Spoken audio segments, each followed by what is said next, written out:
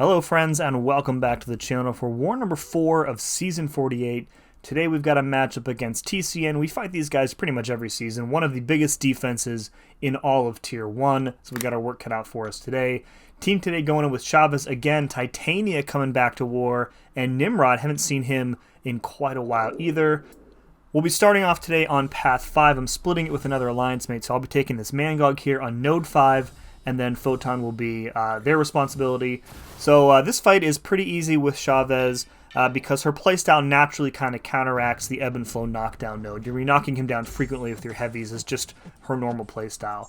So the medium 3 lights heavy combo that you do with Chavez does not count as a 5-hit combo for MANGOG's abilities, so you can freely do that normal combo without worrying about giving him extra stacks of hatred. And you also have to remember that he goes debuff immune after you knock him down, so your parries are not going to land if you try and parry him after the fact. But her stun is passive, so you can still do the heavy.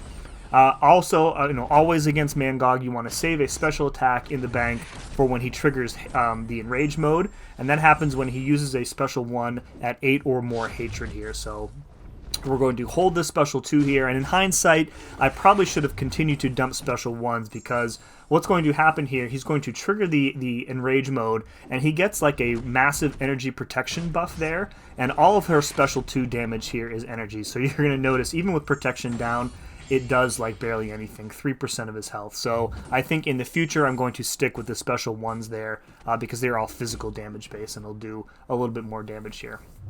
But again, that just really makes the fight a little bit longer here. As long as you remember how to play against MANGOG, the normal way you play Chavez here is really going to work just fine for you here. So just keep knocking him down, keep removing that protection, and then get in your damage when you can. So energy protection buff is down there, and you can see the special did a significantly more amount of damage that time. So, all right, up on section 2, we're on node 23. We have a Weapon X here. I think this is a bit of a Death Strike trap because you normally want to bring Death Strike for Weapon X. However, with the Sadist node and how many debuffs she's placing on opponents, if you get hit like once or twice by him, he could probably kill you very quickly. So we decided that the safer option here is to use Nimrod. I think the last time I used Nimrod, he was rank 4. I brought him to rank 5 since then, I think. But I don't think I've actually used him in war in quite some time, so this was interesting. I had to duel quite a bit for this fight because it had been so long since I'd used Nimrod. Took a combo there, and you can see just how strong Weapon X is with just a couple hits. So imagine that with extra debuffs on him, increasing his attack rating. You can see why Death Strike here would probably not be a very safe move. But you can also see here just how ridiculously strong Nimrod is in matchups with regen like this, just converting all those regions into shock. I was running Tech Boost just because I wanted to end this fight as quickly as possible, and there we go. Alright, next up we have a SASQUATCH on 32 with Ebb and Flow Intercept and Mighty Charge. Going to go in here with Titania. Don't have to worry about Mystic Dispersion because she is immune to buffs here. So the strategy here is really just to intercept as much as possible. I wasn't really sure at what point in the fight was going to be safe for me to like YOLO it with my special 3 and go in and try and finish the fight. So you're going to see like I probably spend too much time like whittling down his health here before I can get the special 3 off. Right there, he is not cooperating with the intercepts here. So I'm just trying to work them in where I can. Hitting into his block and then going for an intercept when I have the on the indestructible up because I know it's going to be safe to do so, and then just kind of playing around Wrath of Tanarak. This is pretty much a standard SASQUATCH fight. He's not high sig unlike the one in the Alliance War Showcase, so the regen is not going to be as insane as it was in that quest here. So again, as long as you can intercept frequently enough, you're going to be doing enough damage just fine here. Also safe to attempt an intercept when you have the Haymaker active there. So you can see me playing a little bit looser when I know that I have like a big safety net behind me to catch me should he decide to throw a special in my face instead of doing what he did here. So so here I have 3 bars of power, and again, this is just inexperience with this fight.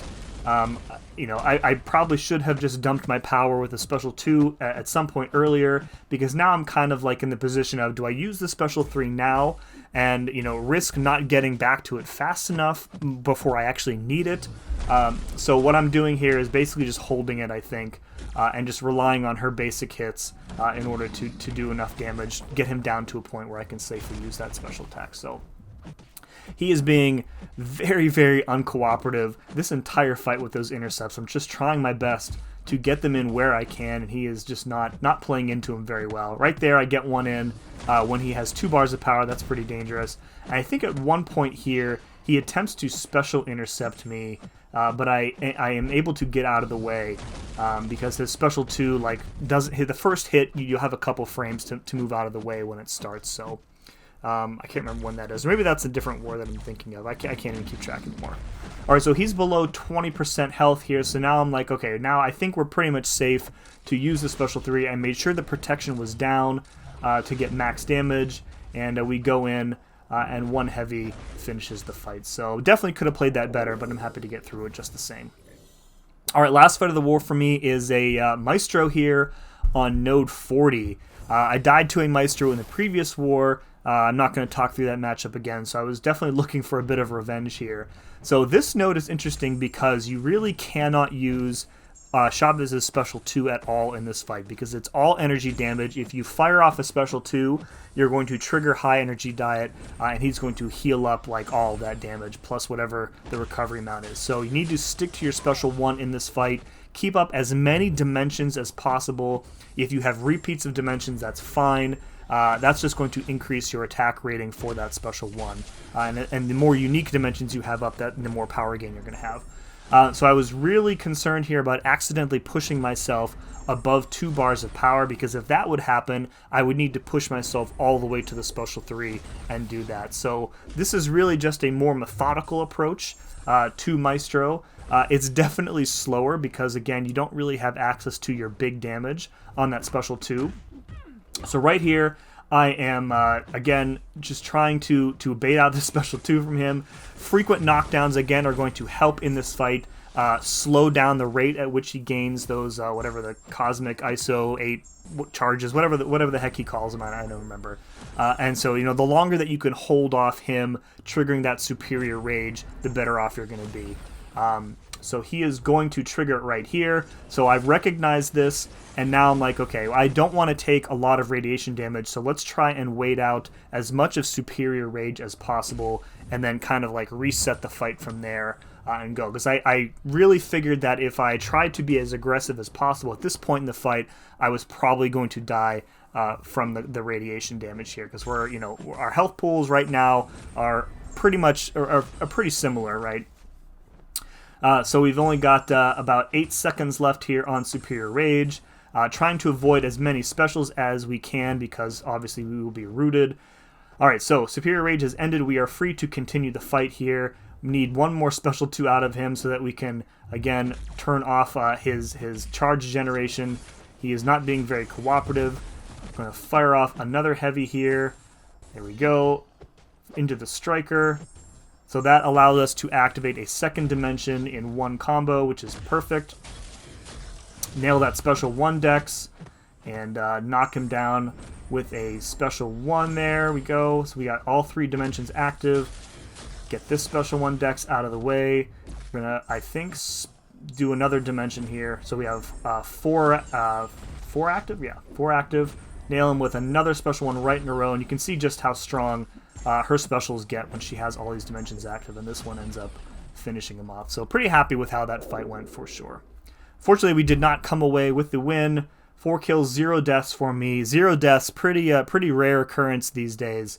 I think I mentioned it in my BG chat that it felt like I had climbed a mountain just getting through a war without giving up a death. So record falls to 2-2 on the season. Yeah, good start to the season. Not so good lately. We'll see what happens the rest of the way. So, folks, if you enjoyed this, please let me know by hitting that like button. As always, thank you very much for watching. See you again next time.